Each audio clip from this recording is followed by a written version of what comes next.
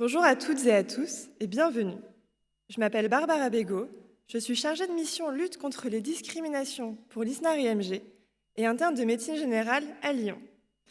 Je suis ravie de vous accueillir dans cet atelier qui portera sur la santé des migrants. J'ai pour seul lien d'intérêt mon poste au sein de l'ISNAR-IMG et je n'ai pas de conflit d'intérêt.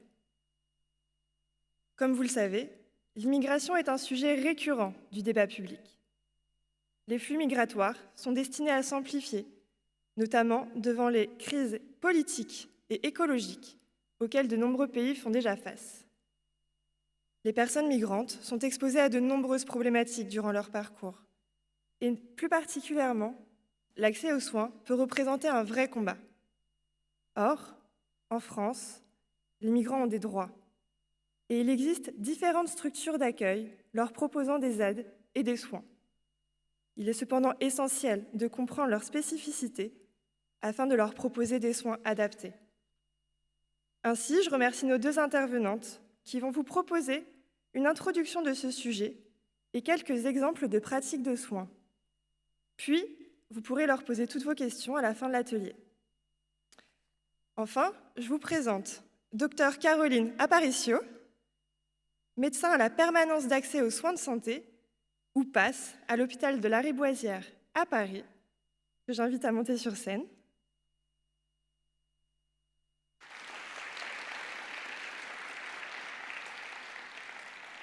Et Madame Nathalie Bertrand, directrice de l'association Émergence à Tours, qui lutte contre l'exclusion des sans-abri et notamment des personnes migrantes, que j'invite également à monter sur scène.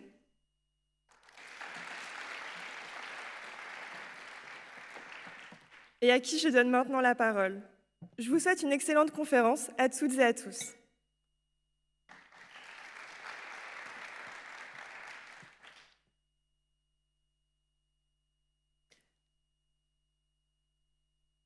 Alors, bonjour à toutes et à tous. Donc, je m'appelle Nathalie Bertrand, je suis responsable d'une association sur Tours qui s'appelle Émergence. Émergence s'occupe des personnes en grande précarité à travers 3 pôles. Un pôle accueil, où on va accueillir de façon inconditionnelle les personnes. Un pôle hébergement, avec plus de 300 places d'hébergement d'urgence. Et un pôle santé. Un pôle santé, un centre médical aux petits soins des grands démunis. Un centre qui accueille et soigne les personnes qui n'ont pas de couverture maladie. Ce centre s'appelle le Centre Porte Ouverte. Nous y pratiquons une médecine redoutablement humaine, parce que déjà nous nous occupons des personnes des grands démunis, mais aussi parce que l'ensemble des professionnels de santé qui interviennent dans ce centre médical le font bénévolement. Ce sont 80 professionnels de santé qui sont 100% volontaires. On y pratique une médecine générale, mais aussi des consultations dentaires, ORL, ophtalmo, gynéco, cardio, des soins infirmiers. Nous avons également une pharmacie et la permanence d'une assistante sociale. Je vais vous donner 3 chiffres. 3500 consultations par an. Nous sommes ouverts du lundi au vendredi de 14h à 16h, sans rendez-vous. Donc 3500 consultations par an, 1500 patients chaque année, 90 nationalités différentes. Et là, on va pouvoir aborder le thème des migrants et des réfugiés. Donc 2 termes que nous retrouvons dans le titre, les migrants, les réfugiés. Le migrant, c'est celui qui a quitté son pays en raison d'une volonté d'améliorer ses conditions de vie, pour trouver un travail, mais aussi pour des motifs d'éducation ou de regroupement familial. Le réfugié, lui, est passé par une procédure de demande d'asile. Là, c'est quelqu'un qui a fui son pays parce qu'il a subi des persécutions, des menaces et qu'il vient demander la protection à la France. En France, ce sont 135 000 demandes d'asile chaque année.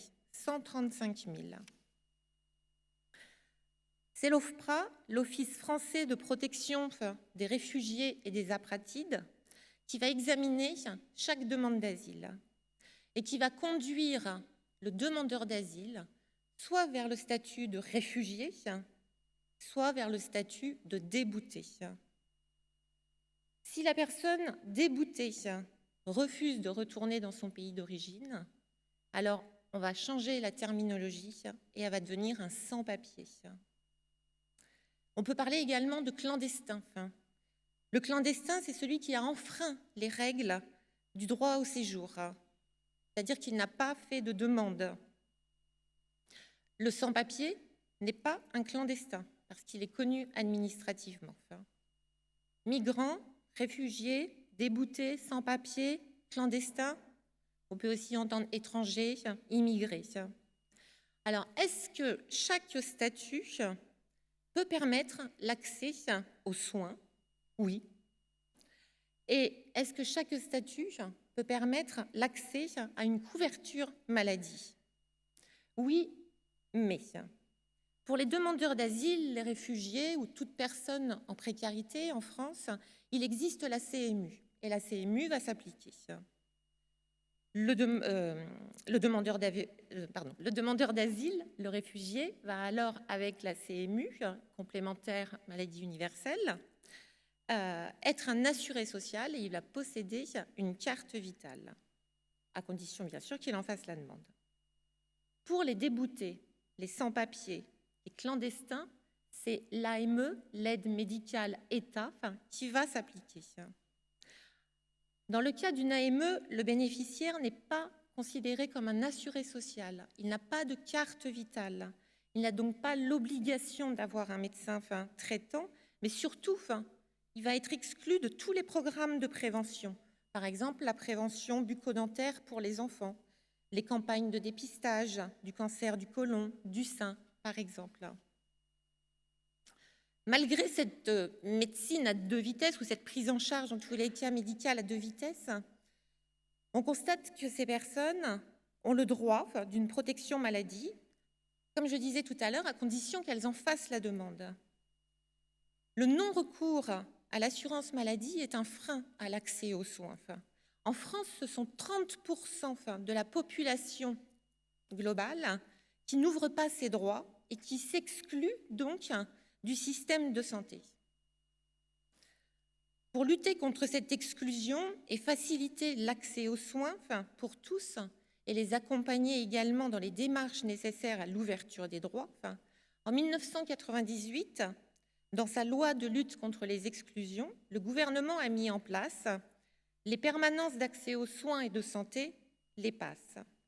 Ces PASS vont proposer une approche à la fois médicale et à la fois sociale. Ces structures qui sont raccrochées à un hôpital sont composées donc à la fois de professionnels de santé, médecins, infirmiers, et à la fois d'assistantes sociales. Ça ressemble à ce que je vous ai présenté tout à l'heure, notre centre médical porte ouverte au sein d'Emergence. En France, ce sont plus de 400 PASS qui existent. Elles sont généralement des PASS généralistes, mais il en existe aussi des psychiatriques, dermatologiques, bucco-dentaires, etc. Et elles s'adressent aux populations en précarité, donc les réfugiés et les migrants. Vous allez me dire, c'est super, on a un système de santé en France qui est bien organisé, qui est bien fait. Et vous avez raison. Mais une fois que les droits sont ouverts et qu'on va orienter les personnes vers le médecin de droit commun, vers les médecins généralistes de ville, une personne exilée, réfugiée, migrante, peuvent, malgré tous ces dispositifs mis en place, se retrouver perdus et se retrouver en rupture de soins. 6 causes, 6 raisons. Il peut avoir une connaissance insuffisante du système de soins. La majorité des consultations médicales en France sont sur rendez-vous. Et savoir prendre un rendez-vous signifie avoir un certain degré déjà d'intégration. La prise de rendez-vous peut être un vrai problème en soi. Il peut y avoir des difficultés aussi à comprendre le rôle du médecin généraliste. La personne va passer d'un médecin à un autre. Un médecin va demander des examens et le patient va aller consulter un autre médecin avec les résultats de ces examens. Une autre cause, ça va être la faible maîtrise de la langue. Les patients peuvent ressortir d'une consultation sans avoir rien compris. Alors, on peut s'appuyer sur une connaissance du patient pour faire la traduction, avec bien évidemment le risque de la fiabilité de cette traduction.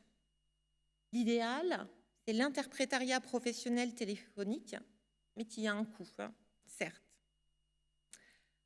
Une autre raison de cette rupture de soins ou de cette difficulté, ça va être la précarité financière du patient. Déjà, une personne avec de très faibles ressources, on va éliminer tous les praticiens du secteur 2. Et puis le traitement qui sera proposé devra être simplifié quelquefois, parce qu'il devra être adapté aux ressources du patient, à son budget.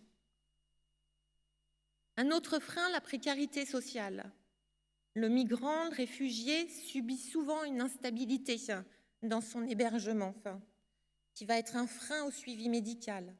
La personne va d'abord s'inquiéter de son besoin de base, c'est-à-dire avoir un endroit où dormir, un toit et de quoi manger.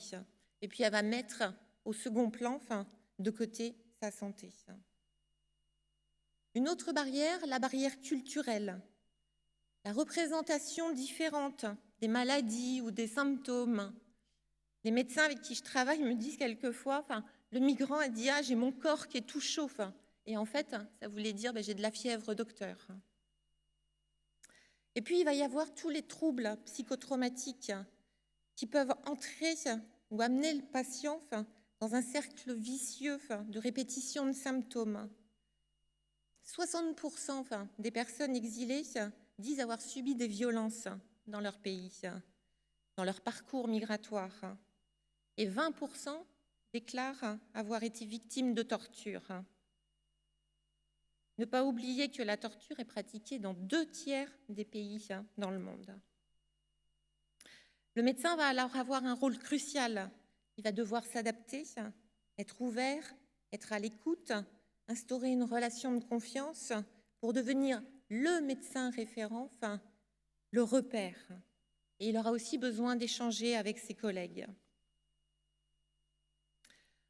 Qu'est-ce qu'on pourrait proposer comme perspective d'amélioration pour lever ces freins? Alors, mieux renseigner les personnes migrantes sur notre système de santé, sous forme d'ateliers, sous forme de flyers dans leur propre langue, par la mise en place d'infirmiers médiateurs, facilitateurs qui vont accompagner le réfugié, le migrant, sur son parcours santé jusqu'à son autonomie. Faciliter les échanges aussi entre les médecins et les assistants sociaux. Introduire l'interprétariat professionnel de façon gratuite. Établir un diagnostic global en santé physique et psychologique.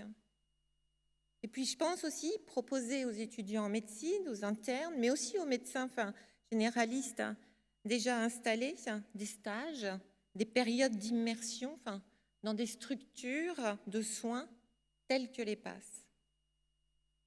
Voilà.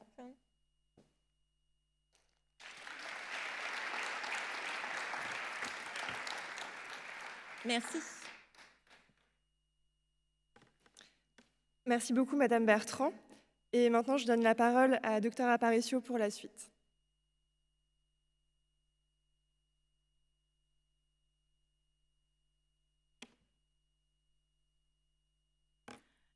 Bonjour à tous. Je voulais remercier les organisateurs de m'avoir invité à parler des PASS et tout particulièrement Barbara Bégaud pour son professionnalisme.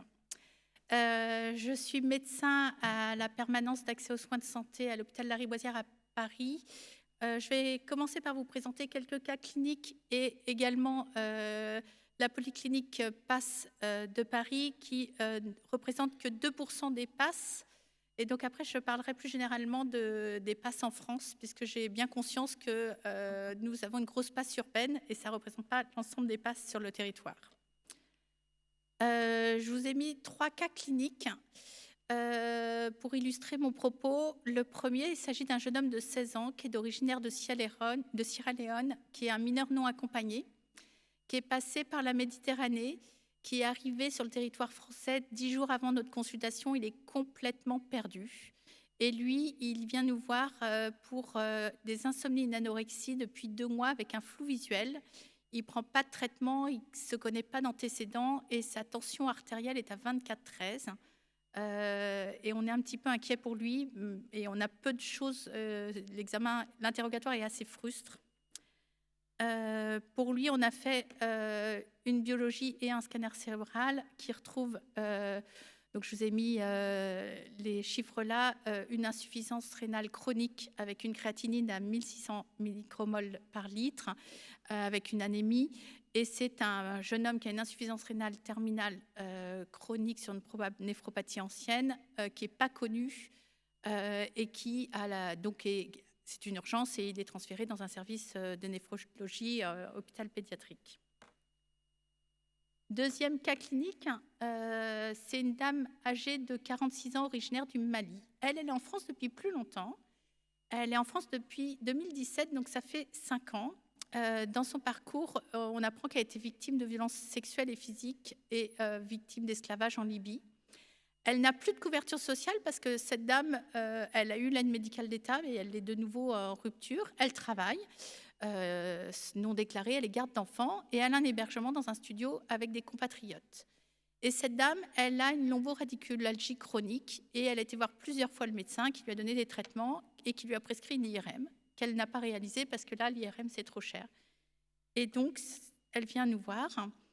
Et donc, bon, on a pris en charge sa lombalgie, mais on a également fait une proposition de dépistage des maladies chroniques, notamment le VIH et les hépatites.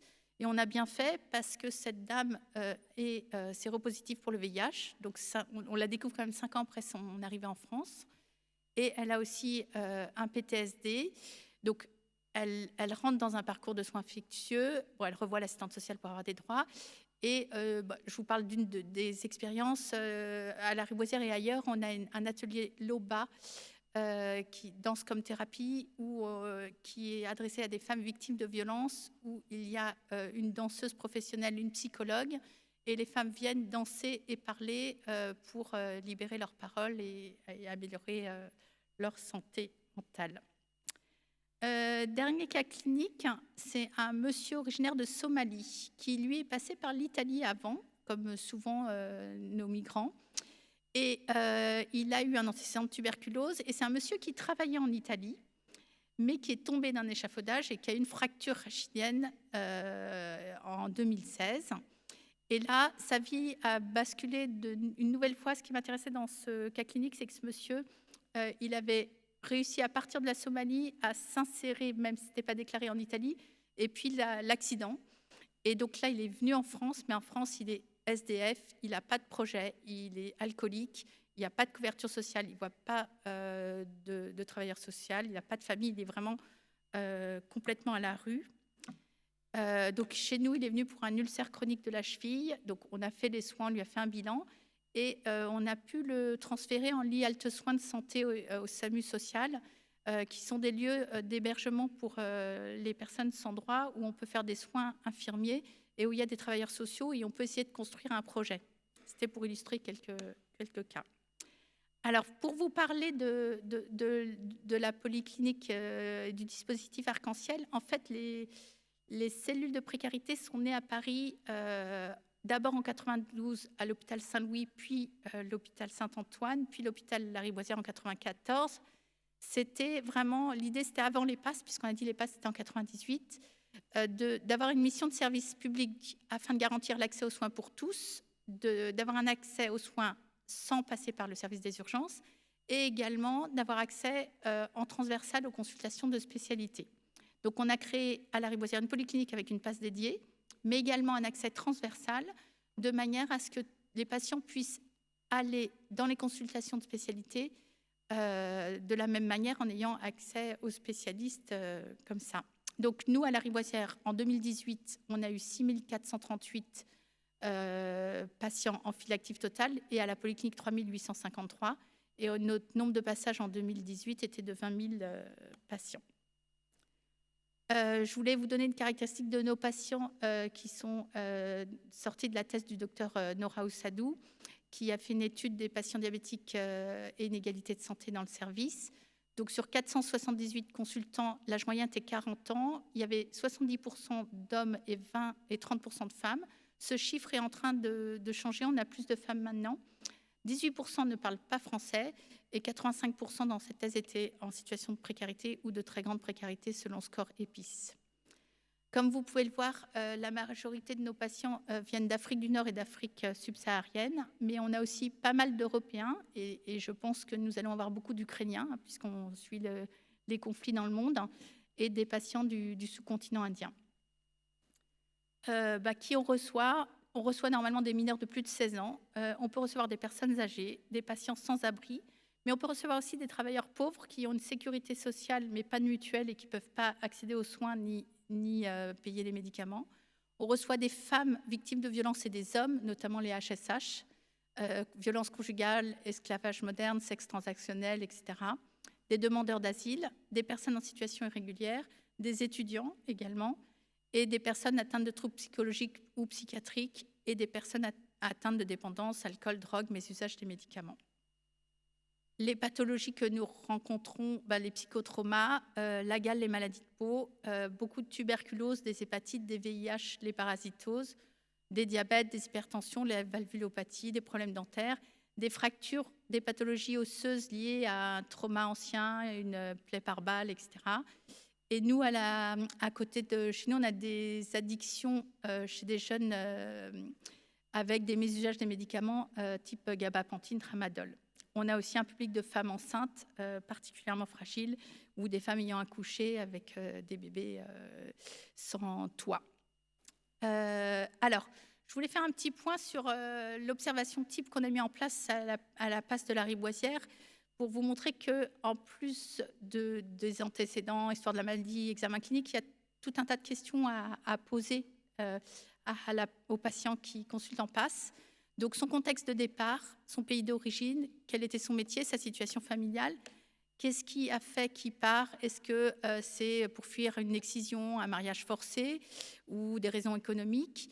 Est-ce qu'il est parti seul ou pas? Est-ce qu'il a confié des enfants pour les femmes? Le trajet, par quel pays il est passé? Parce que vous allez voir des gens qui sont partis 2 ans avant, donc ils ont 2 ans de vie à vous raconter. Est-ce qu'ils sont passés par la Libye, où là vous êtes sûr qu'il s'est passé une catastrophe? Ou est-ce qu'ils sont passés par le Maroc? Est-ce qu'il y a eu des violences sur le parcours? Et puis, quand est-ce qu'ils sont arrivés ici? Des fois, ils viennent parce qu'ils ont été déboutés du droit d'asile, donc ils ont des documents en allemand, en Italie, etc. Est-ce qu'ils sont ici en sécurité? Parce que c'est parce qu'on est ici qu'on n'est pas victime d'esclavage moderne, de sexe transactionnel, tout ça existe également. Est-ce qu'ils parlent français ou quelle langue ils parlent, surtout quand on va appeler l'interprétariat? Est-ce qu'ils parlent Peul? Est-ce qu'ils parlent je sais pas moi, le Wolof, le Lingala? Est-ce qu'ils lisent la langue, notamment le français? Et c'est à nous de nous adapter. Pour des patients qui ne lisent pas, on peut se débrouiller pour qu'ils comprennent où ils doivent aller, etc. Où est-ce qu'ils dorment? Est-ce qu'ils ont un logement fixe, un hébergement temporaire ou pas de logement du tout? Est-ce qu'ils ont déjà une domiciliation administrative? Est-ce qu'ils ont une situation régulière ou non? Est-ce qu'ils sont sous visa? Est-ce qu'ils ont une carte de séjour, un récépissé? Est-ce qu'ils sont déboutés du droit d'asile? Est-ce qu'ils ont une couverture sociale ou pas? Une aide médicale? Est-ce qu'ils sont pris dans le cadre de la PASS ou est-ce qu'ils sont sans droit possible à ce jour? Ce qui arrive quand même. Est-ce qu'ils ont des allocations, notamment pour les demandeurs d'asile, ou quelqu'un qui les aide? Est-ce qu'ils travaillent? Évidemment, avec travail déclaré ou pas.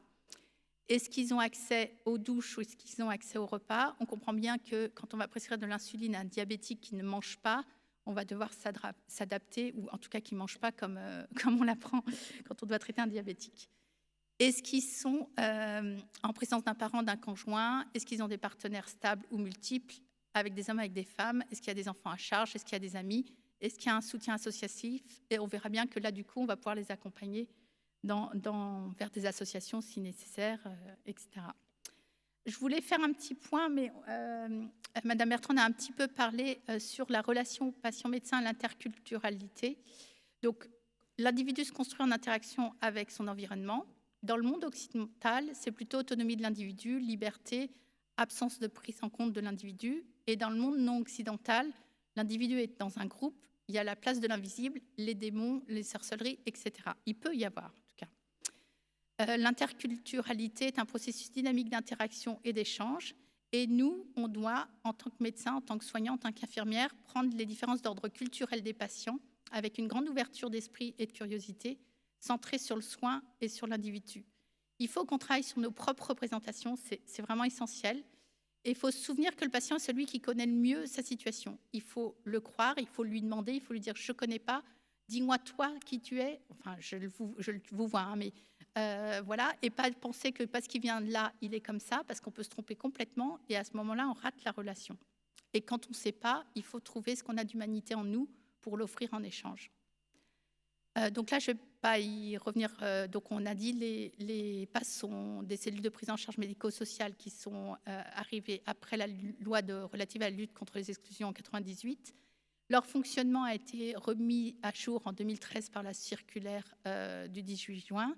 Et elles font partie du programme régional d'accès aux soins des personnes démunies, PRAPS, au niveau de chaque ARS. Donc un patient bénéficiaire de la PAS, ça c'est important. C'est un patient qui est en situation de précarité, qui a besoin de soins externes et qui ne peut pas y accéder, donc soit parce qu'il a une absence de couverture sociale, soit parce qu'il a juste la sécurité sociale sans mutuelle ou sans complémentaire santé. Mais nous, on y tient, nous, médecins des PAS, aussi pour d'autres raisons d'ordre social, s'il est désocialisé et s'il a des difficultés à s'orienter et s'il doit être accompagné dans son parcours de soins. Je sais que ce n'est pas vrai pour toutes les PAS, parce qu'il y en a qui n'ont pas les moyens, mais on essaye de garder ce cap-là. Et ça donne accès aux soins ambulatoires, aux plateaux techniques, à la délivrance de médicaments, à l'interprétariat, mais pas à l'hospitalisation. Qu'est-ce qu'on fait quel est le travail social? On évalue les situations sociales, on recherche des droits. L'AME, la PUMA, la CMUC, la CS. On les accompagne dans leur démarche sociale si besoin, bien sûr, mais également dans la domiciliation, les infos de titre de séjour. On essaye de prévenir les risques d'exclusion et des répercussions sociales liées à la maladie. On fait une protection des personnes vulnérables. Et ça, on développe un partenariat avec les relais extérieurs, puisqu'on a bien compris que la personne, elle aura besoin de plein d'autres choses, pas seulement les soins médicaux et l'assistant médical, mais où manger. Je voulais vous donner les résultats d'une enquête déclarative réalisée par les ARS en 2018.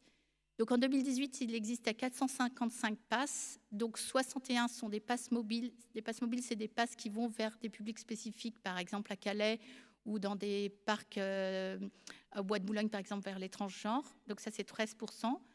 80%, soit 373, sont des passes généralistes et 82 passes sont spécialisées, dont 48 passes psychiatriques, des passes bucco-dentaires, des pédiatriques, des passes en appui en territoire rural, 2 passes ophtalmologiques et une passe dermatologique. Comme vous pouvez le voir, vous voyez ici sur cette diapo le poids des passes par région et typologie, avec les passes en vert généralistes et en jaune spécialistes. Ça, c'est intéressant parce que ça vous montre la file Active Pass en 2018. Et comme je vous l'ai dit au début de ce topo, nous, on ne représente que 2% des passes. Donc 53%, ils ont une file active entre 100 et 500 personnes. Ça veut dire que ce n'est pas un gros service comme je vous ai présenté. Ça peut être un médecin de demi-journée par semaine et une assistante sociale de demi-journée par semaine. Ça dépend de où on est. Donc dans les grandes villes, on a des passes dédiées. Et dans les autres, on peut avoir un dispositif qui est adapté aux besoins du territoire. Mais ce qui est important, c'est qu'il y ait quand même forcément un médecin et une assistante sociale. Donc la file active est en augmentation de 10 à 30% selon les régions. En Île-de-France, c'était plus 30%. On a une augmentation du majoritairement personnes migrantes qui arrivent massivement dans les passes, soit pour des premiers soins de santé, et on voit l'importance de dépister notamment les maladies telles que le VIH et les hépatites dès le départ, ou avec des états de santé, des maladies déjà chroniques qui nécessitent des soins, mais aussi une augmentation des patients du fait d'une paupérisation de la population avec des personnes qui ont des revenus trop faibles pour s'assurer une couverture sociale complémentaire. C'est-à-dire que dans les passes, on peut aussi recevoir des gens qui sont français ou qui ont des titres de séjour, mais qui ne peuvent pas accéder aux soins autrement. Donc, on est confronté à la question des mineurs non accompagnés. Les mineurs non accompagnés, c'est des personnes qui n'ont pas de représentant légal. Normalement, la loi dit qu'il devrait être pris en charge par l'aide sociale à l'enfance, mais entre ce moment-là, peut se passer plusieurs semaines, voire plusieurs mois. Du coup, nous, on doit s'engager au niveau de la responsabilité médicale pour accueillir ces jeunes et les faire sortir. Ces jeunes ont des fois du mal à prouver leur minorité, donc du coup, ils sont ni mineurs ni majeurs, et donc du coup, ça pose des problèmes d'accès aux soins, d'accès à l'aide médicale. Et ils font des recours, ils peuvent demander l'asile. Enfin, c'est vraiment un problème qui est très, très embêtant, et ils ne peuvent pas des fois avoir accès au logement pour les majeurs parce qu'ils sont mineurs, mais pas non plus pour les mineurs parce qu'on a pensé qu'ils n'étaient pas mineurs. Donc c'est une vraie question qui est un sujet dans les grandes villes qui reçoivent des migrants. Donc on est aussi à un terrain, comme on l'a dit, de formation pour les étudiants en médecine de 2e et 3e cycle, les formations en soins infirmiers, les étudiants du service social, formation des pairs. Comme l'a dit Madame Bertrand, c'est notre rôle aussi d'informer, de sensibiliser en intra-hospitalier, extra-hospitalier. On fait partie aussi de recherche en sciences humaines. La recherche médicale en passe, ça peut être des articles, des encadrements de thèse, participer à des colloques, des congrès, d'être dans des diplômes universitaires. Et si ça vous intéresse, vous pouvez aller sur le blog du collectif national des PASS, dont vous avez l'adresse ici. Pour finir, le savoir-faire des PASS, c'est une prise en charge globale du patient dans une situation médico-sociale complexe. Il faut une grande disponibilité des équipes.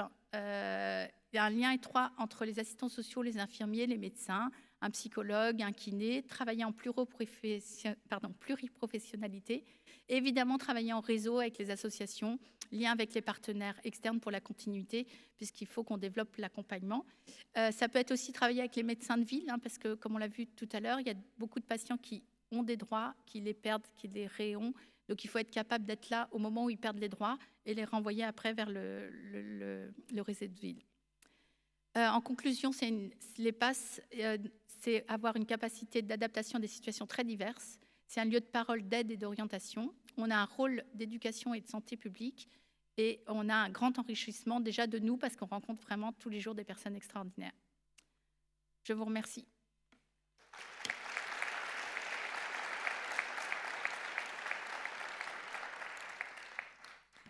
Merci beaucoup, docteur Aparicio. Maintenant, on va pouvoir passer au temps de questions. Les personnes vont passer avec les micros. Je vous laisse vous manifester. N'hésitez pas.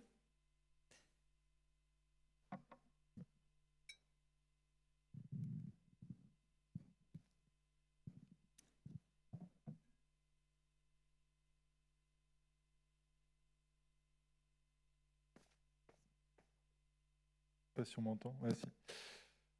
Quentin Verne, interne de médecine générale à Bordeaux.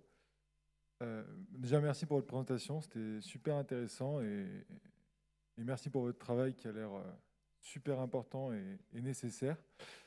Moi, j'avais une question par rapport à l'organisation des PASS à l'avenir. Je ne sais pas du tout à l'heure actuelle comment ça fonctionne, si elles sont toutes isolées les unes des autres ou s'il y a des liens entre elles, mais dans le contexte d'une problématique où les migrants et réfugiés parfois changent de territoire sur le territoire français. Est-ce qu'il y a des liens, est-ce qu'il y a des choses qui permettent le suivi des migrants et des réfugiés sur le territoire et dans la durée, même s'ils changent de région, par exemple? Et merci d'avoir souligné le fait que les personnes qui ont besoin de ces soins ne sont pas forcément tout le temps des migrants et des réfugiés, mais parfois des Français qui sont juste déconnectés du système de soins et qui n'ont pas accès à tout ce qui est proposé parce qu'ils sont exclus, en fait. Donc, je trouve que c'est important de le souligner. Merci beaucoup. Merci, Quentin. Docteur Aparicio, je vous laisse répondre. Allô, vous m'entendez? Oui. Alors, pour répondre à la question, il n'y a rien d'organisé. Alors, il y a des fiches de liaison normalement qui circulent. Je n'ai pas parlé de toutes les associations, mais par exemple, entre Médecins du Monde et MSF, ils ont des fiches de liaison qu'on est censé remplir. Des fois, nous, on n'est pas les meilleurs dans ça. Et puis, quand ils vont, si on sait qu'ils vont dans un autre service, on peut leur donner leur dossier. Si on ne le sait pas, la passe d'accueil, parce que effectivement, ça c'est plutôt pour les demandeurs d'asile, ils vont aller dans un hébergement d'urgence de demandeurs d'asile, et puis du jour au lendemain, dans 3 jours, ils vont être partis. Si la passe est organisée, elle nous demande son dossier et on lui envoie par fax ou par mail. Il n'y a pas de problème du tout pour donner ces informations.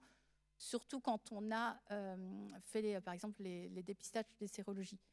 Quand il y a eu la bulle de la Chapelle à Paris, on a eu ce problème-là parce que les patients ils passaient 2-3 jours avant d'être orientés et on avait beaucoup d'afflux de migrants et du coup on leur a dit c'est pas possible, essayez de nous envoyer celui qui a une pathologie chronique et l'autre ne nous l'envoyez pas parce que c'est pas la peine que nous on fasse notre travail pour 3 jours.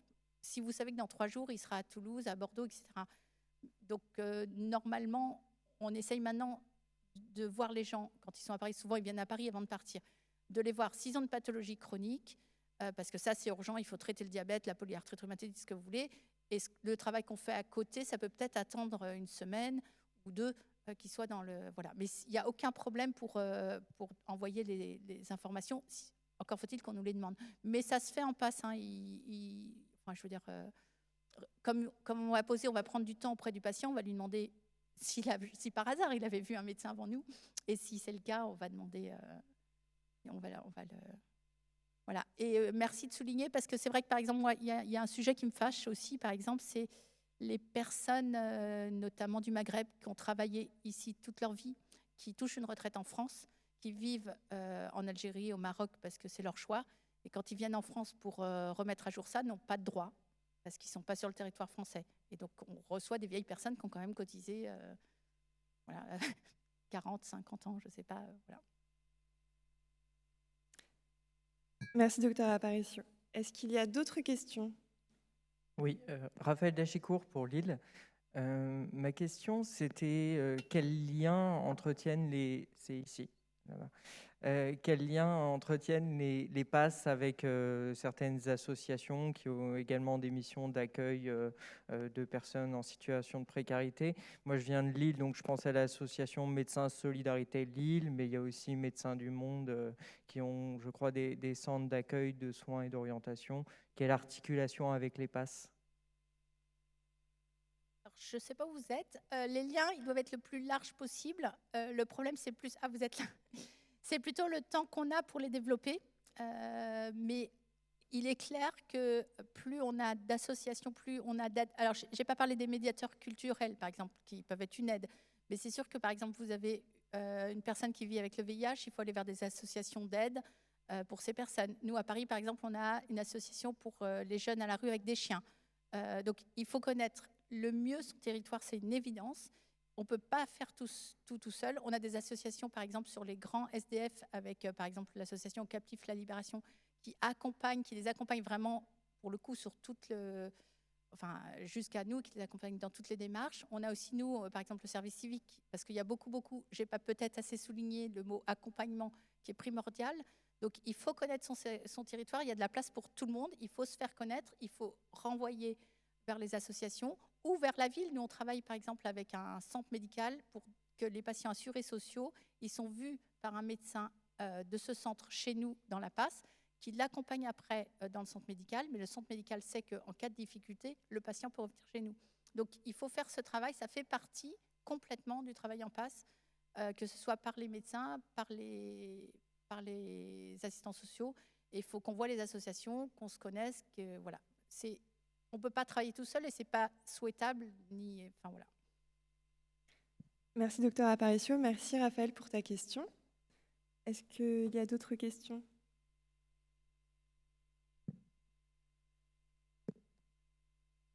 Juliette Zimmermann, je suis interne à Lille aussi.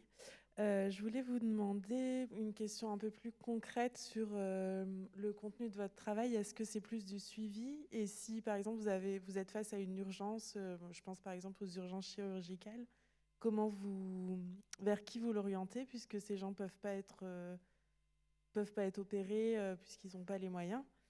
Et une autre question plus personnelle, c'est comment vous avez été amené, quelle formation vous a amené à travailler en PASS et comment c'est réalisable?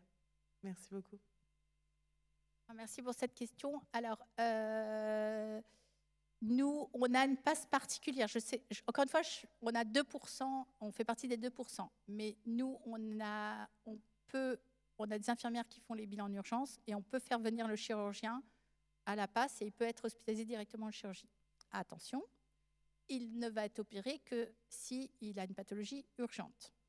Donc, par exemple, il a un syndrome occlusif en France, heureusement, quelqu'un qui a un syndrome occlusif, qu'il ait des droits ou pas, il va être opéré. Votre question est pertinente pour les maladies, le cancer et tout ça. Là, ça va être assez compliqué parce qu'il y a des fois, il ne va pas être opéré. Il va falloir travailler ensemble pour lui obtenir des droits le plus rapidement possible. Donc, on peut faire, il y a les soins urgents et vitaux, mais ça ne marche pas pour le cancer. Alors, je ne vais pas peut-être rentrer dans tous les détails, mais c'est vrai qu'on se retrouve dans des situations dramatiques pour les patients et pour nous aussi, parce qu'on est vraiment en souffrance devant ces patients qu'on ne peut pas soigner tel qu'il le faudrait. Donc c'est vrai qu'on voit ces patients-là en passe et qu'en plus, je dirais qu'au fil des années, ces choses-là vont plutôt de mal en pis que de mieux en mieux. C'est vrai qu'en ce moment, on est plutôt dans ça. Donc si ça n'est pas une urgence, il faut attendre que des gens aient des droits. Et les droits, c'est pas de plus en plus facile à obtenir, c'est plutôt l'inverse qui se passe. Donc, c'est une vraie problématique. Et c'est vrai qu'il y a un vote bientôt. Et je pense que ce sera important de voter des gens qui vont... Voilà, c'est une vraie question de société pour le coup. Quelle étude j'ai fait Moi, j'ai fait des études de médecine générale comme vous. Et j'ai également la CAMU parce que ma passe était intégrée au service des urgences et que, en fait, pour vous dire la vérité, pour être PHC, il fallait que j'ai la CAMU. Donc, j'ai fait la CAMU pour être PHC. C'est pas très glorieux, mais... et que je faisais aussi des gardes aux urgences et tout ça. Mais voilà, je pense que si j'avais pas... Voilà, mais j'ai fait des études de médecine générale. Et dans le service, c'est des généralistes. Et certains ont fait la CAMU pour la même raison que moi, mais sinon, c'est des généralistes. Et ce qui est intéressant, je trouve, dans le service, c'est qu'on a des médecins hospitaliers, des médecins qui travaillent en centre de santé et des médecins en libéral. Et c'est pour moi une richesse aussi d'avoir des médecins différents au sein de la PAS. On s'ajoute les uns aux autres. Merci, docteur Aparicio. Merci, Juliette. Je me permets de rebondir pour compléter cette question et de demander à Madame Bertrand, dans votre centre de soins, quels sont les types de profils de soignants ?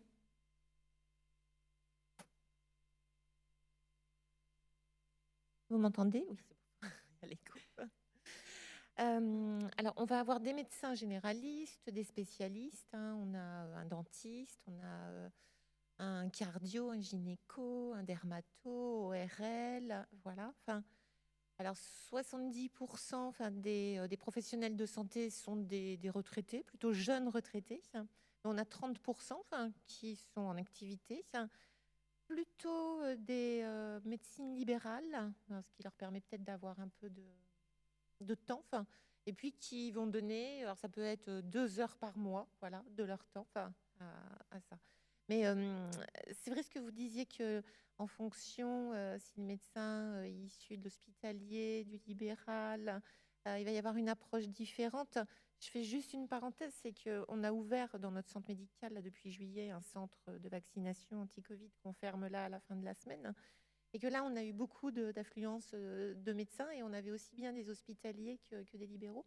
Et on s'apercevait qu'ils n'avaient pas la même démarche auprès des patients, et que c'était très complémentaire et que c'est une richesse. Ouais, partage. Merci Madame Bertrand. Est-ce qu'il y a d'autres questions ? Oui, bonjour, Anthony Delcambre, je suis à côté de Juliette, ici. Merci. Je voulais vous poser une question par rapport aux problématiques environnementales. Je voulais savoir si vous êtes déjà confronté à des migrations climatiques. Dans 4 jours, il y a le rapport du GIEC du groupe 2 qui s'occupe des vulnérabilités et qui, donc, en fait, est un rapport qui va beaucoup parler des problématiques migratoires en lien aux catastrophes climatiques. J'ai pas l'impression dans les rapports actuels que ce soit forcément très présent dans les contextes de départ, parce que ça surajoute, c'est des problèmes complexes qui alimentent les crises politiques et économiques quand il n'y a plus à manger et des famines. Donc je ne sais pas si c'est des personnes que vous accueillez dans les contextes de départ. Il y a en effet ces facteurs environnementaux qui sont mis en avant, ou alors c'est en filigrane et c'est pas sur le devant de la scène aujourd'hui. Merci. Alors, je trouve que c'est une question hyper intéressante et c'est vrai que je vous remercie de me la poser dans ces façons-là parce que je ne l'ai pas encore vue de cette manière-là. Donc, on suit tous les conflits. Donc, on a des Soudanais, on a des Haïtiens, on a, par exemple, on avait le conflit de Tchétchénie, voilà, la Syrie. Là, j'attends les Ukrainiens d'ici demain ou dans 2 heures, je ne sais pas. Est-ce que les conflits... Alors c'est vrai que je me suis jamais posé la question comme vous, hein, mais ça doit être une question de génération.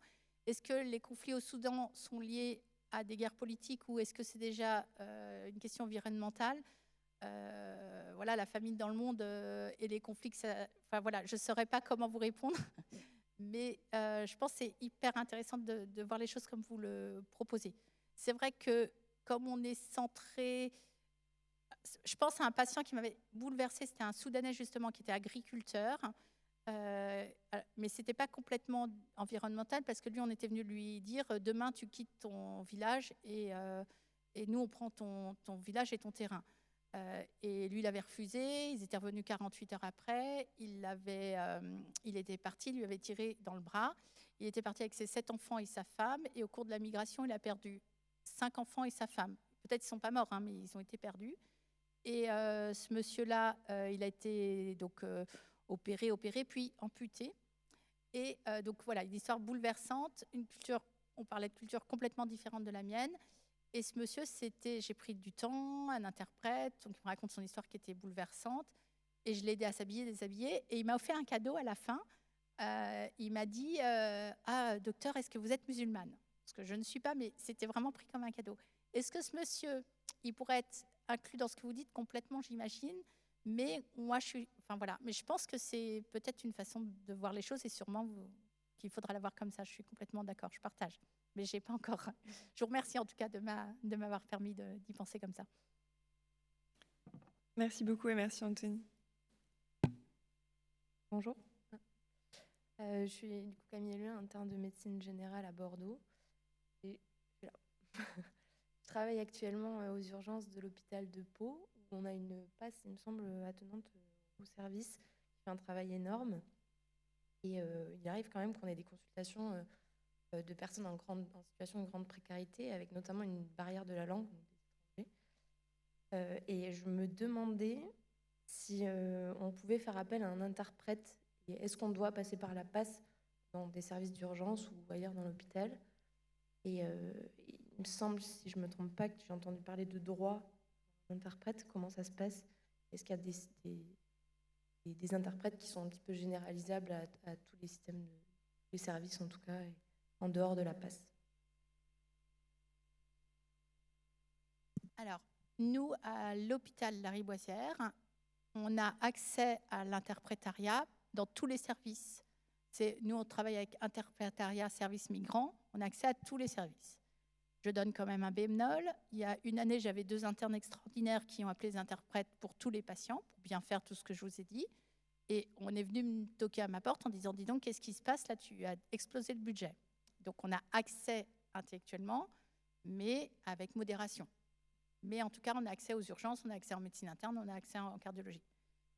Maintenant, ça ne veut pas dire... Donc, il y a ce problème du coût, comme on l'a dit. Et ensuite, il y a le problème de la disponibilité du médecin ou de l'envie du médecin. Parce que des fois, le cardiologue, il ne regarde même pas le patient. Je n'ai rien contre les cardiologues. Hein, ça peut être aussi un autre... Ou un généraliste. Hein. Mais voilà, il faut avoir la possibilité et l'envie de... Voilà. À Lariboisière également, ils ont demandé à toutes les personnes qui avaient des compétences linguistiques à se mettre dans un listing pour qu'on fasse appel à elles. Moi, je trouve ça moyen parce que nous, on le fait dans notre équipe, on le fait, mais c'est pas leur métier. Des fois, ça les saoule et des fois, il y a des histoires de communauté. Tu es de ma communauté, donc tu me fais ci, tu me donnes ça, etc. C'est pas toujours facile de pas être un interprète professionnel. Voilà. Mais c'est une vraie question, hein, et comme l'a souligné Madame Bertrand, ça devrait être gratuit pour tout le monde, puisque pouvoir s'exprimer dans sa langue et dire ce qu'on... Enfin voilà, c'est vraiment important. Merci beaucoup. Est-ce que Madame Bertrand, vous voulez nous donner la vision du centre de soins sur ce sujet? Oui, comme je l'ai dit dans mon exposé, enfin, voilà, l'accès à l'interprétariat de façon gratuite devrait être automatisé. Maintenant, moi, je sais que ce soit aussi bien dans les centres d'accueil, d'hébergement ou de soins à émergence, quelquefois les familles vont, ça va être l'enfant qui va être voilà, l'interprète, et ce qui peut être dramatique parce qu'il y a des choses qui vont se dire qui peuvent être violentes, et l'enfant voilà, va être l'intermédiaire entre le médecin et sa mère ou son père. Donc ça, et puis comme je le disais aussi, voilà, le risque d'erreur dans l'interprétariat, dans la traduction, qui peut être énorme. Merci. Est-ce qu'il y a d'autres questions? Oui, bonjour, je suis ici. Je suis Merci. Eva Hera, je suis interne en médecine générale à Nantes. Moi, j'avais plus une question sur l'après-pass. Alors peut-être que j'ai mal compris de ce que vous disiez. Les gens qui ont accès à la passe sont des gens qui n'ont pas de couverture sociale et d'ouverture de droit à la santé. Et donc, à partir du moment où les patients passent de l'AME à, par exemple, la CMU parce qu'ils ont eu leur droit d'asile et ils ont eu le droit de rester et qu'ils sont reconnus pour rester sur le territoire français, à ce moment-là, est-ce qu'il y a vraiment une coupure, c'est-à-dire qu'ils ne peuvent plus du tout avoir accès à la PASS et notamment aux assistantes sociales qui les ont suivis pendant un certain moment, ou est-ce qu'il y a quand même un relais qui va se faire un peu plus progressif? Je me rappelle que j'avais eu la situation d'un monsieur aux urgences qui était complètement perdu après avoir eu accès à ses droits parce qu'il n'avait plus accès à la PASS, donc il venait aux urgences. Et moi-même, je ne savais pas du tout où l'orienter, donc je lui ai proposé d'aller voir l'assistante sociale de la PASS, mais je ne savais pas s'il y avait ce relais qui était fait après. Alors, comme je l'ai dit tout à l'heure, ça dépend de là où vous êtes. Il y a beaucoup de passes en France où, effectivement, c'est que quand vous n'avez pas de droit que vous êtes pris en charge. Alors, je ne sais pas comment régionalement les gens sont... la passerelle se fait, mais il y a effectivement beaucoup d'endroits. Dans notre passe, nous, et dans les grosses passes, et comme on l'a dit dans la circulaire de 2013, on essaye de garder les patients le temps nécessaire. C'est-à-dire que, bon, maintenant, malheureusement, ce n'est plus le cas, mais avant, quand on était demandeur d'asile, on avait la CMU tout de suite. Mais on parlait pas un mot de français, on était incapable de s'orienter. Et donc, il fallait qu'on garde ces patients le temps nécessaire. Maintenant, malheureusement, il y a une carence de 3 mois, donc de toute façon, ils passent par là. Nous, on essaye de garder les patients le temps nécessaire, qu'ils soient assurés ou non. C'est-à-dire que même s'ils ont l'aide médicale d'État ou s'ils ont la PUMA avec une complémentaire, ils peuvent rester un petit peu. Alors évidemment, il ne faut pas qu'ils restent toujours, puisqu'il faut qu'on accueille toujours de nouveaux patients. Et comme je l'ai dit aussi, nous, on a mis en place notamment le médecin libéral de centre de santé, enfin salarié plutôt de centre de santé, qui voit le patient chez nous, donc une consultation à la passe, qui fait connaissance du patient, qui récupère son dossier médical et qui prend tout ce qui l'intéresse et qui le revoit dans son centre médical avec possibilité d'aller et retour. Donc c'est souhaitable. C'est vrai qu'il y a des ruptures de soins à ces moments-là, hein, vous avez raison. Et c'est pour ça que c'est important de garder en compte que ce n'est pas seulement une ouverture de droit, c'est aussi être capable de se débrouiller, de parler suffisamment le français. Ou si des fois, la langue, ce n'est pas un obstacle, parce que si vous êtes ingénieur et que vous ne parlez pas le français, dans votre pays, vous allez vous débrouiller dans notre système de soins. Donc notre rôle, normalement, c'est de veiller à ça aussi. Et de construire, comme on l'a dit tout à l'heure, avec les associations, avec le territoire, avec les médecins, un partenariat qui permette à ces personnes d'aller et de venir, parce que c'est des personnes qui ont des ruptures de droit fréquentes. Par exemple, on est demandeur d'asile, on est débouté, on est sans papier, etc., etc. Donc, avec des gens, comme on a vu, une dame depuis 5 ans en France, pas dépistée VIH, on a raté quelque chose, je trouve. Merci beaucoup.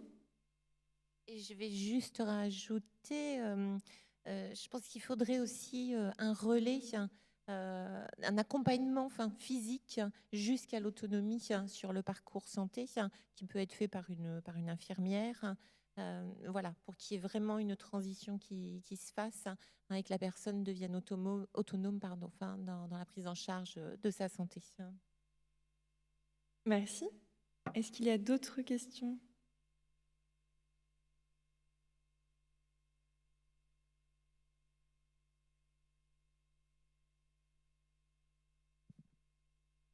Bonjour, Raphaël Prénaud, je suis interne de médecine générale à Nantes également. J'ai eu sur la fin de mon externat la chance de pouvoir passer à la PASS en stage au sein du CHU. C'est une PASS quand même qui a un bon débit de patients avec, je crois, l'équivalent de 3 temps plein et demi de temps médical, dont un interne. Et en fait, j'avais été frappé par les délais de consultation qui étaient énormes. Cet été, on parlait de 6 semaines entre le contact d'un patient avec le secrétariat de la PASS et la possibilité d'un rendez-vous médical, sur certaines situations, ça me paraît délirant et compte tenu de la rupture de soins qui est énorme chez ces patients. Et je voulais savoir si c'était des problématiques qui étaient assez fréquentes ailleurs également, que vous pouvez rencontrer dans vos structures, voire dans d'autres structures dont vous avez pu entendre parler, ou si c'était vraiment des problématiques qui étaient très locales. Si vous étiez chez Adeline Scanvion, c'est ça? Tout à fait.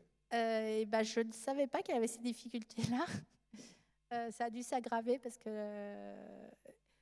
Alors, à Paris, historiquement, hein, on a beaucoup de passes, parce que quand je regarde par exemple la ville de Marseille, qui est quand même un endroit où il y a beaucoup de patients en situation de précarité, il est clair qu'une passe est encore beaucoup moins dotée que la nôtre, ce n'est pas suffisant. Donc, il y a des territoires qui ne sont pas assez dotés.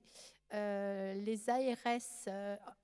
alors, je vais paraître vieille, mais par rapport au début où je travaillais, la passe, on s'en foutait complètement, ce n'était pas un sujet. Donc, les choses sont quand même en train de s'arranger. Il y a des coordinateurs ARS qui sont censés s'occuper du développement des passes et qui le font. Il y a des réunions au niveau de la DGOS où on essaye de promouvoir aussi ce type de structure. Et donc, on doit faire remonter les problèmes à nos ARS et faire remonter nos problèmes au ministère. Et les choses s'améliorent doucement. Je ne dis pas que c'est gagné, mais déjà que je sois là, c'est quand même une victoire parce que je pense qu'il y a 15 ans, jamais on n'aurait mis ce sujet dans un auditorium. Donc, je pense qu'il y a quand même de l'espoir et qu'il faut développer les structures. Parce qu'avant, c'était, tiens, vous allez vous occuper d'eux, c'est bien. Et puis, voilà. Maintenant, tout le monde connaît les passes. Voilà. Effectivement, 6 semaines pour un problème, c'est pas... Voilà, ça veut dire que les ARS n'ont pas vu qu'il y avait un afflux de migrants à Nantes et que les choses ne sont pas mises en place. Nous, à Paris, on n'a pas ce problème-là. Mais à Marseille, moi, je ne comprends pas. À Rouen, pendant un temps, Rouen, c'est quand même une grande ville. Dans le temps, il y avait une infirmière rattachée au service social. C'était ça la passe du CHU de Rouen. C'est pas, voilà. Donc, voilà, je dirais, les choses sont en train de s'arranger et vont s'arranger.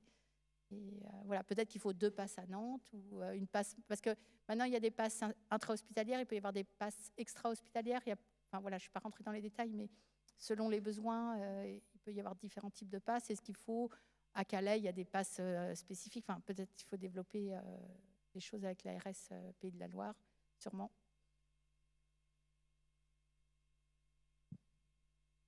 Merci beaucoup. Est-ce qu'il y a une autre question ?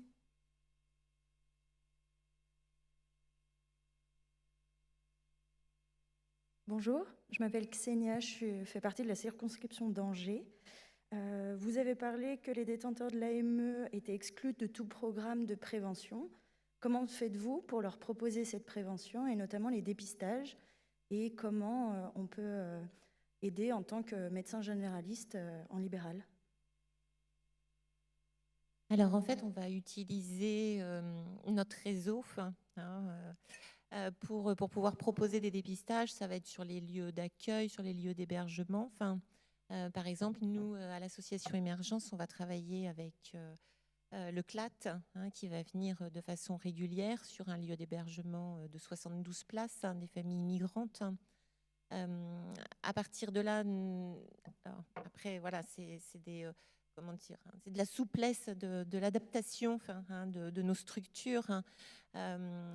Et je dirais que s'il y a des personnes qui ont des droits ouverts, CMU, etc., très bien, elles vont bien faire partie de la liste que le CLAT a pu dépister. Mais s'il y a une personne qui n'a pas de droit ou qui a l'AME, alors c'est sûr, officiellement, elle ne sera pas inscrite, mais elle aura quand même été dépistée.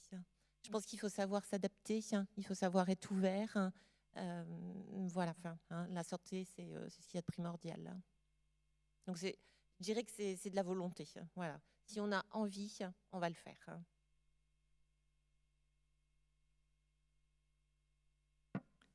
Merci beaucoup. Est-ce qu'il y a une autre question ? Moi, j'ai une question pour vous, Madame Bertrand. Vous nous avez donc beaucoup parlé du centre de santé de votre association, mais j'ai cru comprendre que votre association avait d'autres missions et d'autres structures d'accueil. Est-ce que vous pourriez nous développer un petit peu les différentes missions que vous avez, qui nous permettrait aussi de se rendre compte de la globalité du patient migrant et son mode de vie. Donc, je vous ai parlé des accueils. Alors, on a trois accueils de jour sur Tours, 2 qui s'adressent à des personnes isolées, donc plutôt hommes seuls ou femmes seules, et c'est 90% des hommes, des grands marginaux, et puis des personnes migrantes.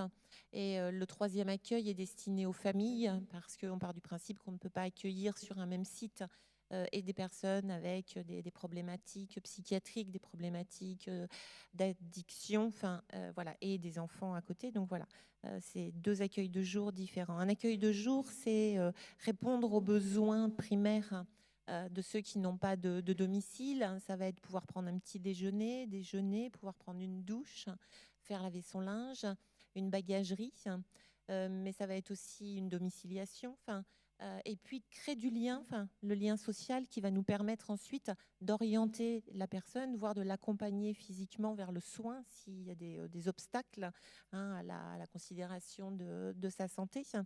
Mais c'est également des partenaires qui vont venir sur ce lieu, parce que des personnes ne vont plus vers, alors que ce soit le médecin, que ce soit l'assistante sociale, voilà. Donc ça va être le corps médical qui va venir à eux, ça va être l'assistante sociale qui va venir également.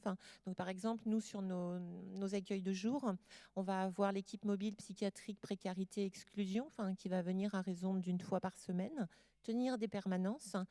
L'objectif, c'est de créer du lien avec ceux qui ont besoin d'une prise en charge en santé mentale, mais qui ne vont pas vers les professionnels. Et ensuite, nous avons donc le pôle hébergement, où là, nous avons 310 places d'hébergement d'urgence. Alors, tout type d'hébergement, concernant le public, aussi bien des hommes seuls, des femmes seules, des femmes avec enfants, des hommes avec enfants. C'est un nouveau public, des familles monoparentales avec le papa. La maman souvent est décédée pendant le parcours migratoire. Des familles, des groupes aussi où on peut avoir les grands-parents, les enfants, les petits-enfants ou les frères, les sœurs. Voilà, donc là, ça va être de l'hébergement d'urgence. Alors, souvent, l'hébergement d'urgence, on est sur une durée de 1 semaine de 7 jours, puisque c'est le dispositif 115, qui est national, qui va orienter les personnes, et ça va être pour une durée de 7 jours. D'où la difficulté pour le médecin d'accompagner, de suivre médicalement le patient, puisque pendant 1 semaine, il va être hébergé là, et puis si ensuite il ne va plus trouver de place sur une ville, il peut partir sur une autre ville. Voilà. Depuis l'an dernier, depuis juin 2021, on a développé un nouveau service au niveau de l'hébergement pour les femmes en pré- et post-maternité, puisque avant juin, sur l'Indre-et-Loire, une femme qui était enceinte, à son 9e mois de grossesse, elle était toujours dehors, elle allait dans les foyers le soir, elle en sortait le matin, et sans certitude de retrouver une place. Donc depuis le mois de juin, nous accueillons sur une période qui varie de 6 mois à 12 mois, les femmes enceintes et qui sont sortantes de maternité. On essaye de les amener vers une issue positive. Ce que j'appelle issue positive, c'est une reconnaissance administrative et un accès au logement. Malheureusement, c'est pas toujours, voilà, on réussit pas dans 100% des situations. Mais en tous les cas, que la personne ne retourne pas à la rue. Voilà, et plus donc le centre médical dont je vous ai parlé. Merci beaucoup. Une question devant.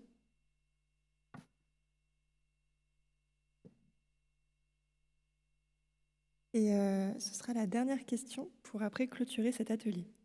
Merci.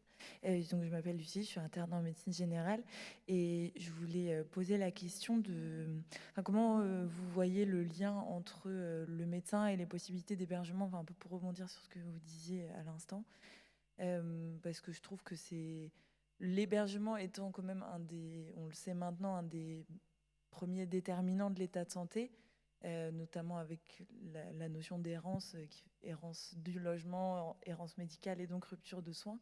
Et je trouve que c'est extrêmement difficile en tant que médecin de se dire on se bat, on dépiste, on fait des examens, on essaye de traiter quelqu'un, mais en fait, et on aurait des arguments à avancer pour dire que cette personne a besoin d'être hébergée de façon stable. Et pour l'instant, j'ai l'impression qu'il n'y a aucune possibilité. Est-ce que vous avez l'impression que c'est quelque chose qui évolue dans le temps ou, enfin, comment est-ce que vous voyez un peu ce sujet? Est-ce que vous avez déjà eu des cas où vous avez réussi à plaider la cause d'un patient pour un hébergement? Enfin, moi, personnellement, j'ai jamais réussi, donc je voulais avoir votre retour d'expérience. Alors oui, vous avez entièrement raison, hein, que l'hébergement, avoir un toit, être en sécurité, ça fait partie voilà, des premiers besoins. Enfin, alors, on peut être appelé par des médecins, enfin, hein, c'est-à-dire qu'ils vont nous appeler, ils arrivent à trouver notre numéro de téléphone en nous disant, voilà, j'ai vraiment un patient, là, il faut à tout prix de l'héberger. Alors, c'est pareil, ça, c'est de la volonté. Hein, si on souhaite faire son travail de façon bien et d'aider l'autre, on va un peu pousser les murs, on va trouver une solution. Enfin, alors, parce qu'on est aussi sur une ville à taille humaine, qui est Tours, parce qu'on se connaît, parce que le réseau existe, etc. Donc, c'est quelque chose qui peut être faisable. Voilà. Enfin, maintenant, il existe. Alors, je trouve que ça a quand même évolué, parce que moi, ça fait 24 ans que je travaille sur cette structure. Voilà, et ça a quand même évolué, parce que maintenant, on a les lits halte soins santé, voilà, qui ont été créés. Donc, où là, on peut, enfin, un médecin ou même un service social peut orienter une personne sur ces lits spécifiques. On a aussi les lits médicalisés. Voilà, enfin, c'est insuffisant, parce qu'on le voit bien, quand on les sollicite, on nous dit non, il n'y a pas de place, etc. Mais voilà, il y a quand même une amélioration. Je pense que le souci, c'est que la précarité va plus vite, la pauvreté va plus vite que ce que le gouvernement développe. Il y a un temps de retard. Voilà. Merci beaucoup, Madame Bertrand. Et pour finir, je vous remercie énormément toutes les deux. Merci à tous pour votre intérêt et ces échanges très riches. C'est maintenant l'heure tant attendue du repas. Vous retrouverez la distribution des lunchbox au moins 2. Et je vous invite à profiter de ce moment de pause pour aller voir les posters du Prix Varnet, découvrir nos partenaires et surtout notre fabuleux Parthaton. On se donne rendez-vous à 14h45 dans cet amphithéâtre pour la table ronde Accès aux soins. Bon appétit à tous!